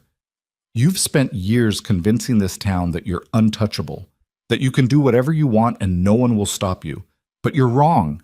Claire's voice rang out across the square. "You're not untouchable. You're just a bully. And bullies only have power as long as people are too scared to fight back." "You've made your accusations," Selena said coldly. "But accusations aren't proof. And without proof, all you've done is commit slander in front of witnesses." "I have proof." Clara pulled a thick folder from her bag, held it up. Financial records showing fraudulent land transfers. Witness statements detailing intimidation and arson. Documentation of bribes paid to Sheriff Cole. She looked at Selena. "Everything you've done, all of it recorded, all of it provable." Selena's face went white. The crowd erupted, people shouting, demanding answers, turning to stare at Selena with expressions that ranged from shock to fury. Sheriff Cole pushed through the crowd, his face red. "That's enough. Mrs. Whitmore, you're under arrest for—" "She's not under arrest for anything," Fisher said, stepping onto the platform. "She has every right to address this council, and everything she said is a matter of public record." Cole's hand moved toward his gun. "I said, touch that weapon and I'll have you arrested for assault," Fisher said calmly. "There are 50 witnesses here. You really want to do this?" Cole's hand froze. He looked at Selena, waiting for orders. Selena stood perfectly still, her face a mask of rage and calculation. Then she turned and walked away, her skirt swishing, her head high. The crowd parted for her. But this time they weren't moving out of respect. They were moving out of disgust. Clara watched her go, her chest heaving, her face flushed with adrenaline. "You did it," Elias said quietly. Clara turned to him, and for the first time in weeks she smiled. "We did it." The aftermath was chaos. People crowded around Clara, asking questions, sharing their own stories, thanking her for finally speaking up. Fisher was already organizing witness statements, building the case that would bring formal charges. Tom Brennan clapped Elias on the shoulder, his eyes bright with tears. But Elias kept watching the direction Selena had gone, a cold knot of unease in his gut. This wasn't over. Not by a long shot. Selena Harrow didn't just walk away from a fight, she retaliated. And Elias had a feeling the real war was just beginning. Elias was right to worry. The retaliation came faster than anyone expected. That same night, Sheriff Cole showed up at the boarding house with a warrant for Clara's arrest on charges of criminal defamation and inciting a riot. Fisher blocked the door, demanded to see the warrant, and tore it apart line by line until Cole admitted the judge who'd signed it was Selena's cousin. "This won't hold up in any legitimate court," Fisher said. "Don't need it to hold up," Cole replied. "Just needs to get her in a cell for a few days while Mrs. Harrow figures out what to do with her." "You're not taking her anywhere." Cole's hand moved to his gun. "You interfering with an arrest?" "I'm preventing an illegal kidnapping." Fisher didn't back down. "You haul her in on that fake warrant, and I'll have federal marshals here within a week. You want to explain to them why you're arresting citizens on behalf of a woman under investigation for fraud and arson?" Cole's jaw worked. He looked at the warrant, then at Fisher, then at the crowd gathering in the street.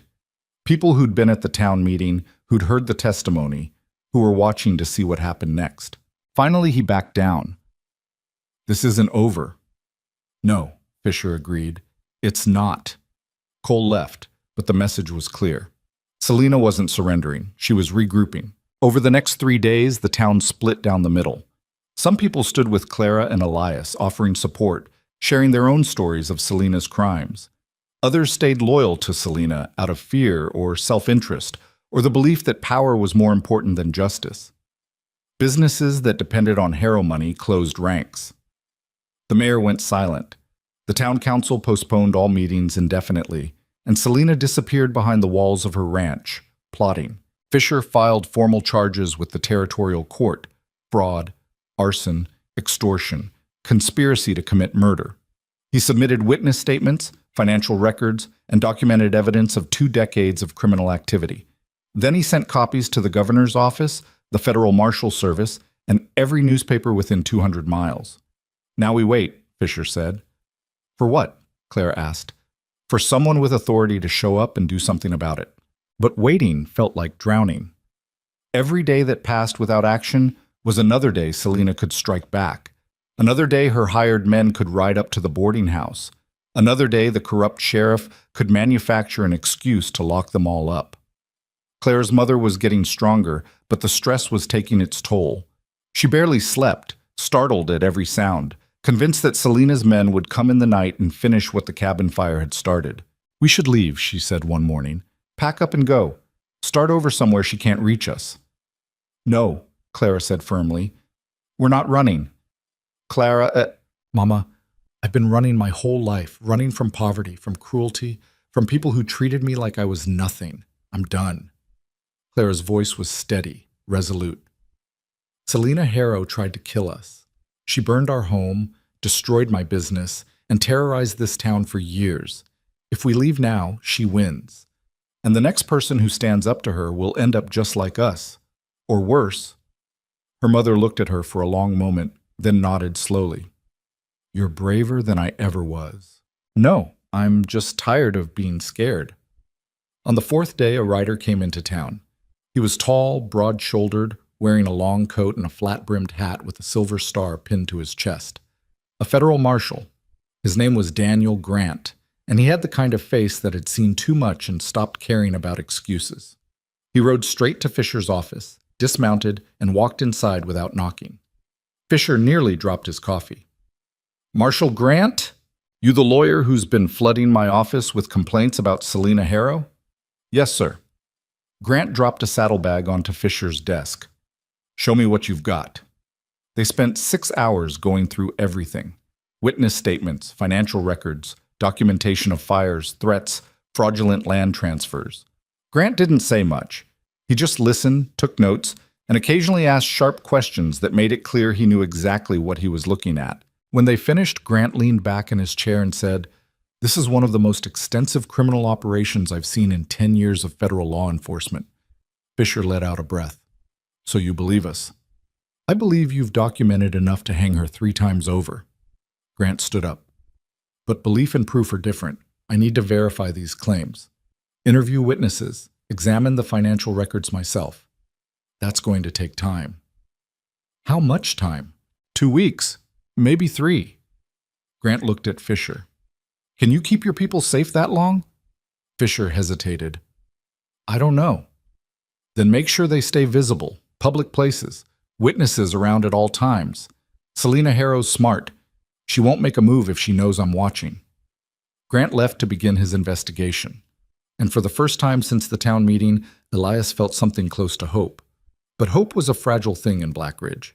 2 days later, Elias was at the general store buying supplies when he overheard 2 ranch hands talking in low voices near the back. "She's offering $500. "For what?" "Making the problem disappear. The hermit and his wife. Wants it to look like an accident."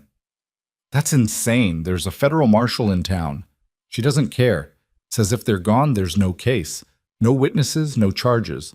Elias's blood went cold.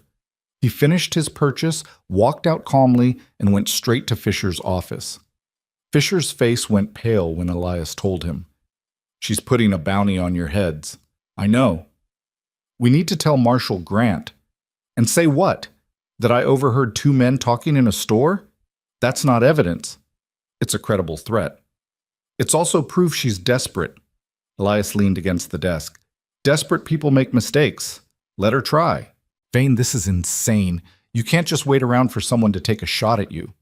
"I'm not waiting around. I'm staying visible, like Grant said, making it hard for her to move without getting caught." Elias met Fisher's eyes. "But I need you to do something for me." "What?" "Protect Clara. If something happens to me, nothing's going to happen to you." "If it does," Elias continued, "make sure Clara and her mother are safe. Get them out of Black Ridge. Set them up somewhere new. Use whatever money I've got left." Fisher stared at him. "You're talking like you're already dead." "I'm talking like a man who knows what Selena Harrow's capable of." Elias straightened. "Promise me." Fisher hesitated, then nodded. "I promise." Elias told Clara that night. She didn't take it well. "You're not dying," she said flatly. "I'm not planning on it, but if—" "No." Clara's voice was sharp, final. "We don't do this. We don't plan for you to die. We plan for both of us to survive. Clara." "I lost everything once already, Elias. My shop, my home, my sense of safety. I'm not losing you too." Her eyes were bright with unshed tears. "You stood beside me when nobody else would. You married me when I had nothing to offer. You gave me a reason to fight back. So don't you dare tell me to prepare for your death. We're getting through this together." Elias looked at her, at the fierce determination in her face, at the way she was standing between him and the door like she could physically block him from danger. And he realized something he should have known weeks ago. He loved her, not because she was beautiful or perfect or easy, but because she was stubborn and brave and refused to break no matter how hard the world pushed. Because she'd looked at a scarred hermit who'd spent 6 years hiding from life and decided he was worth fighting for. "All right," he said quietly. "Together."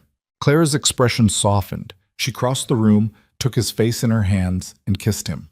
Not hesitant this time, not uncertain, just real and fierce and full of everything they'd been too scared to say out loud.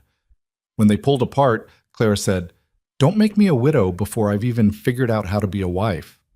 Elias smiled. "I'll do my best." Marshal Grant worked fast.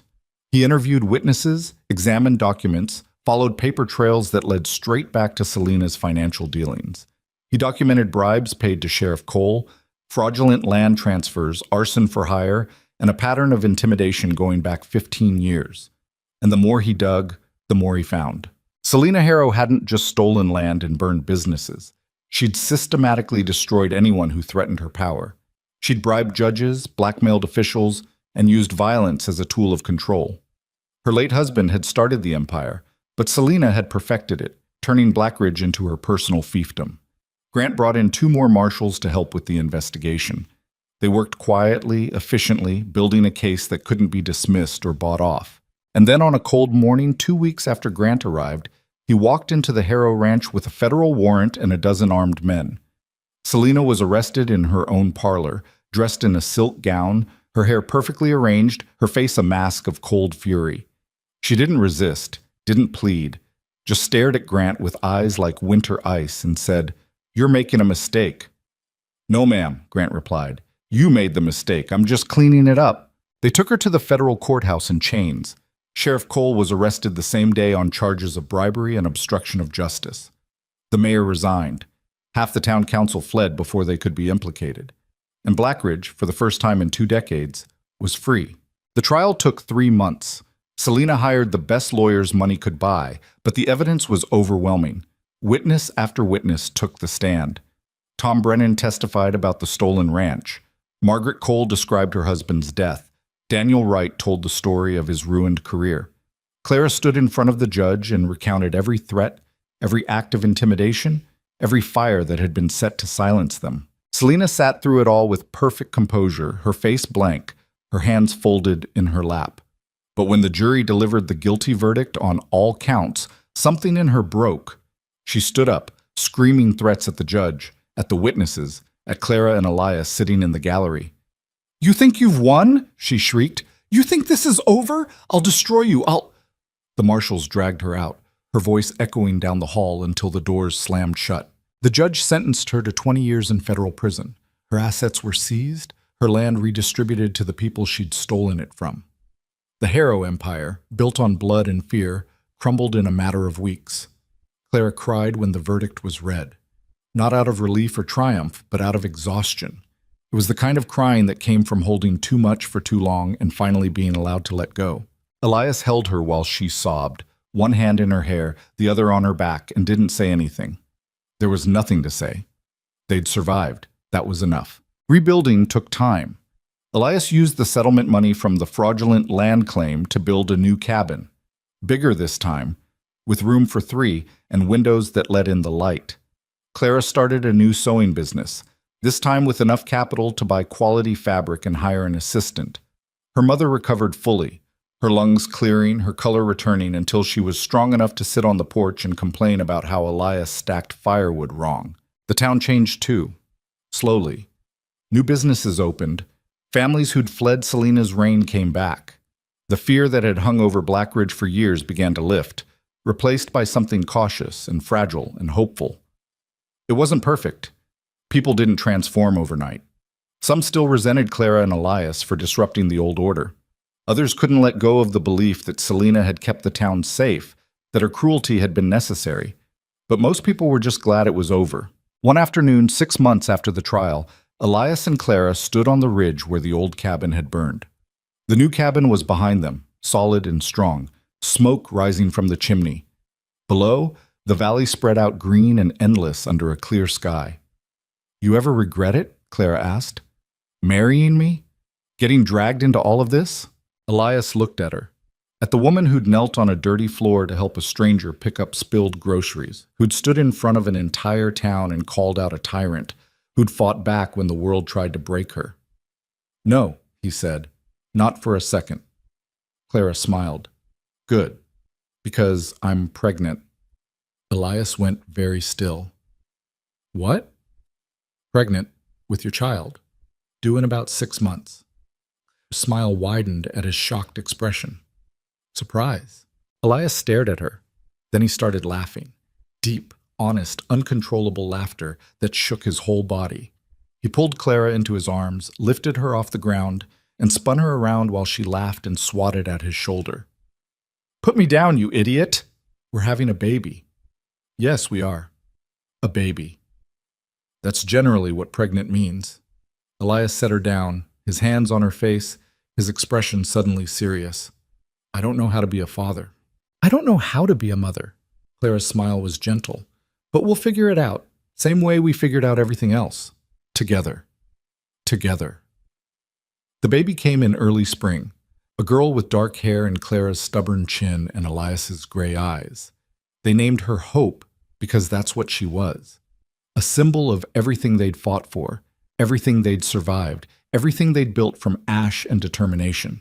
Clara's mother cried when she held her granddaughter for the first time, tears streaming down her face as she rocked the tiny bundle and whispered promises about the kind of world this child would grow up in. A world where tyrants could fall, where ordinary people could fight back, where love wasn't something you earned through perfection, but something you built through struggle and choice. Elias watched his wife hold their daughter, watched the sunlight streaming through the cabin windows, watched Clara's mother smiling for the first time in years. And he thought about how much had changed since that day in the general store, how a moment of kindness had led to a marriage of convenience, which had led to a war against corruption, which had led to this, a family, a home, a life. Not a perfect life. They still struggled with money. The cabin leaked when it rained. Clara's business had slow months. Elias still woke up some nights to the smell of smoke, his heart racing, convinced the cabin was burning again. Clara still flinched when she heard raised voices, still carried the scars of years spent being treated like she was worthless. But they had each other, and that made all the difference. One evening, when Hope was nearly a year old, Elias and Clara sat on the porch watching the sunset. Hope was asleep inside, Clara's mother humming softly as she rocked the cradle. The valley below was bathed in gold light, peaceful and still.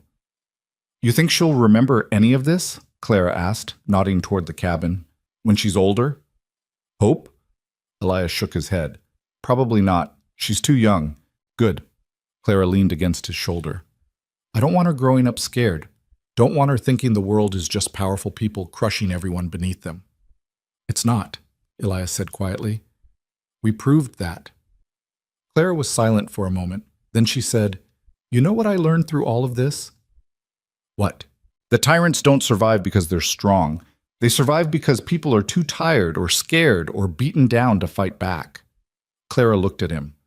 "But when ordinary people decide they've had enough, when they stop accepting cruelty as normal and start demanding better, even the most powerful person in the world can fall." Elias thought about that, about Selena Harrow sitting in a prison cell, her empire destroyed, about the people who'd finally found the courage to speak up, about Clara standing in that town square, her voice steady and sure, refusing to be silenced anymore. "You're right," he said. "I usually am." Elias smiled. "Don't let it go to your head." Too late. They sat in comfortable silence, watching the light fade from the sky. And Elias thought about something his mother had told him once, years ago, before the world ground her down. She'd said that courage wasn't about being fearless. It was about being terrified and doing the right thing anyway. He'd forgotten that. Spent 6 years hiding in the mountains because he couldn't face his fear, couldn't imagine fighting back against a world that seemed designed to crush people like him. But Clara had reminded him. She'd been terrified every single day. Of Selena, of poverty, of losing her mother, of everything falling apart. But she'd fought anyway. She'd stood up when everyone else sat down. She'd demanded justice when justice seemed impossible. And in doing so, she'd changed everything. Not just for herself, but for the entire town. For the people who'd been too scared to speak up. For the next generation who'd grow up knowing that power wasn't absolute, that corruption could be challenged, that ordinary people could win. That was Clara's legacy. Not just surviving, but teaching others how to survive. Not just fighting back, but showing others that fighting back was possible. Hope started crying inside, and Clara stood up with a sigh. "That's my cue." Elias caught her hand. "Hey!" She turned back. "What?" "I love you." Clara's expression softened. "I know. No, I mean it. I love you. Not because you needed me or because I needed you, but because you're the strongest person I've ever met, and the kindest, and the most stubborn." He paused. "You changed my life." Clara's eyes filled with tears. "You changed mine too." She kissed him, soft and quick, then went inside to tend to Hope. Elias stayed on the porch, watching the stars come out one by one, and he thought about the journey that had brought him here. From isolation to connection, from hiding to fighting, from survival to something that actually felt like living. It hadn't been easy. It hadn't been smooth or romantic or perfect. There had been fire and fear and moments when giving up seemed like the only option. But they hadn't given up. They'd fought. They'd bled. They'd stood together when the whole world seemed designed to tear them apart. And in the end, they'd won. Not because they were special or chosen or destined for greatness, but because they'd made a choice. Every single day, they'd chosen to keep going, to keep fighting, to keep believing that things could get better. That was the real lesson. Not that good always triumphed over evil, or that justice was inevitable, or that love conquered all. Those were nice stories, but they weren't true. The truth was harder and more beautiful than that. The truth was that change happened when people decided they deserved better and refused to accept anything less. When they looked at the world as it was and said, "No, not good enough. We're going to make it better." When they stood beside each other and fought, not because victory was guaranteed, but because the fight itself was worth it. That's what Elias and Clara had done. They'd looked at Selena Harrow's empire of fear and said, "This ends now." They'd gathered the broken people around them, built a coalition of the wounded and the angry and the desperate, and together they'd brought down a tyrant. And now their daughter would grow up in a world just a little bit better than the one they'd inherited. Not perfect, not easy, but better. That was worth everything. Inside the cabin, Clara was singing to Hope, some old lullaby her own mother had sung to her. The melody drifted out through the open window, soft and slightly off-key, the most beautiful sound Elias had ever heard. He stood up, walked inside, and joined his family. Clara looked up, smiled, and shifted to make room for him beside the cradle. Elias sat down, put his arm around his wife, and together they watched their daughter sleep. And for the first time in his entire life, Elias Vane felt complete. Not because everything was perfect, but because he'd finally stopped running. He'd built something real, a family, a home, a life worth living. He'd found a partner who fought beside him instead of behind him. He'd learned that love wasn't about grand gestures or perfect moments. It was about showing up every day, even when things were hard, especially when things were hard. It was about choosing each other over and over again until the choice became as natural as breathing. Outside, the wind moved through the pines. The stars wheeled overhead. The valley below was dark and peaceful, full of people sleeping in homes they finally felt safe in. And inside a small cabin on a ridge above Black Ridge, a family sat together in the firelight, holding on to each other, holding on to hope, proving that sometimes the greatest victories aren't won by heroes or saints or people destined for greatness. Sometimes they're won by ordinary people who refuse to stay down, by seamstresses who won't be silenced, by hermits who won't hide anymore, by two broken souls who looked at each other and said, "Let's try." And that was enough. That was more than enough. That was everything.